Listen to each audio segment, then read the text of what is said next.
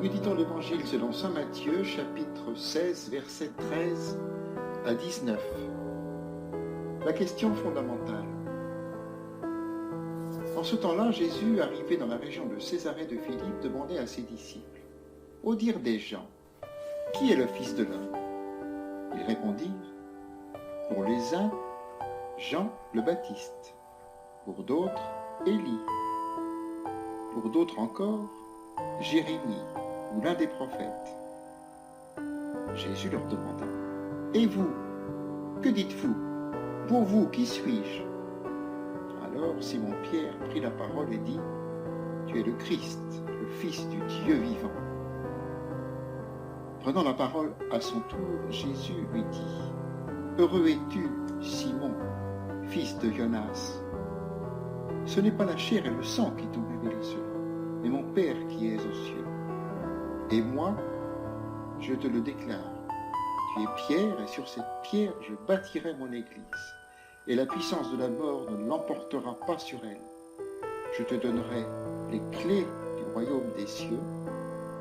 Tout ce que tu auras lié sur la terre sera lié dans les cieux, et tout ce que tu auras délié sur la terre sera délié dans les cieux. » Prière. Seigneur Jésus, en ce jour où ton Église célèbre les merveilles que tu as accomplies dans la vie de Saint Pierre et de Saint Paul, je viens te trouver pour passer quelques minutes avec toi. Je veux entrer dans ma chambre intérieure, là, au plus profond de mon cœur, où seulement toi et moi peuvent entrer. Je ferme la porte derrière moi, laissant les distractions à l'extérieur. Je viens te rencontrer dans le secret de mon cœur. Tu y es et tu m'attends. Tu veux me dire quelque chose d'important.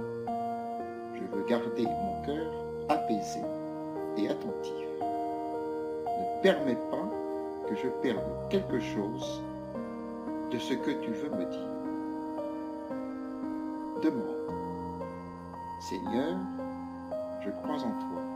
Viens au secours de mon manque de foi. Réflexion. Premier point. Au dire des gens, qui est le Fils de l'homme? Le Christ nous guide peu à peu sur le chemin de la prière. Premièrement, il nous conduit à l'extérieur de notre train-train de tous les jours. En effet, cet épisode se déroule en Césarée de Philippe, une région au nord et à l'extérieur de la Galilée, en territoire païen, où le Christ conduit ses apôtres pour passer du temps seul avec eux. Après ce recueillement extérieur, Jésus nous invite à commencer un parcours vers les profondeurs de notre cœur. Au dire des gens, qui est le Fils de l'homme? La question peut paraître banale, mais elle fait partie de la pédagogie de notre bon pasteur. Il sait que les questions fondamentales doivent être bien introduites afin de recevoir la réponse profonde qu'elles demandent. Le Christ nous demande donc, au dire des gens, qui est le Fils de l'homme? Je vous invite à prendre le temps de lui répondre. Qui est-il selon le monde qui vous entoure? La réponse n'est pas indifférente parce que, quoique n'étant pas du monde, nous vivons dans le monde. Nous ne sommes pas imperméables à sa pensée et nous devons donc discerner en nous ce qui est du monde et ce qui est de Dieu. Qui est donc la personne Jésus pour le monde? Un homme fascinant et intrigant? Un sage des temps anciens? Un homme du 1er siècle, mystifié par les chrétiens? Qui est-il? Deuxième point. Et vous, que dites-vous? Pour vous, qui suis-je? Après cette préparation, le Christ nous pose la question fondamentale. Et vous, que dites-vous? Pour vous, qui suis-je? C'est une question à laquelle chacun doit répondre personnellement, selon ce qu'il lit au plus profond de son cœur. La question du Christ peut causer en nous un certain trouble, un remous, une agitation. Nous pouvons être tentés de donner une réponse rapide qui esquisse la pénétration de la question. Nous pouvons aussi être trompés par un certain pessimisme qui n'accepte pas de reconnaître la foi qui, quoique petite, faible et imparfaite, est tout de même présente en notre cœur. C'est pour cela que nous devons garder notre cœur comme la surface d'une eau paisible qui nous laisse voir ce qui s'y trouve en profondeur. Pour vous, qui suis-je? Troisième point. Heureux es-tu, Simon, fils de Jonas. Ce n'est pas la chair et le sang qui t'ont révélé cela, mais mon Père qui est aux cieux. Quelle est belle cette exclamation de Jésus. Il s'émerveille du bien qu'il trouve en ses disciples et il reconnaît l'œuvre de son Père. Il fait écho à la bénédiction de la création. Et Dieu vit tout ce qu'il avait fait, et voici, cela était très bon. Ce qui nous impressionne est que nous savons que la foi de Pierre est loin d'être parfaite. Seulement 5 versets plus loin, il s'opposera à l'obéissance du Christ qui annonce sa passion.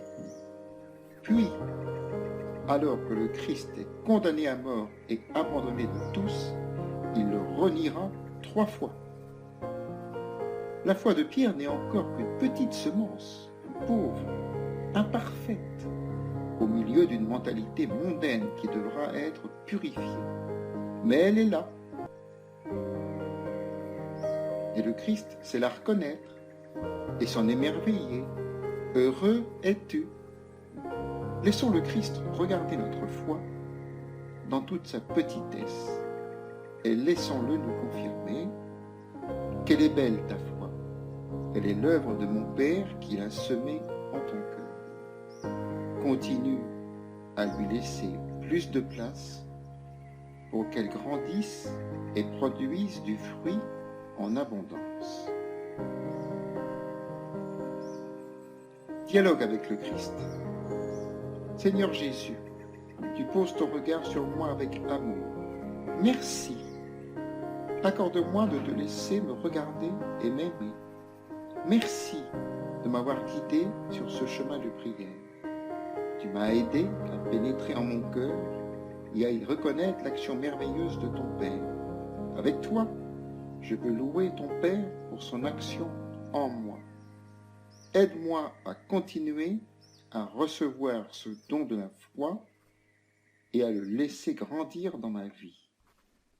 Qu'elle soit sel et lumière dans ma vie et pour le monde. Résolution. Y a-t-il un moment aujourd'hui que je devrais considérer avec foi et non selon les critères de ce monde? Peut-être un moment désagréable que je devrais affronter, ou un devoir pesant que le Christ m'invite à porter avec joie, ou une personne inopportune que le Seigneur me demande de recevoir avec amour. Aujourd'hui, je veux mettre ma foi en pratique pendant ce moment-là.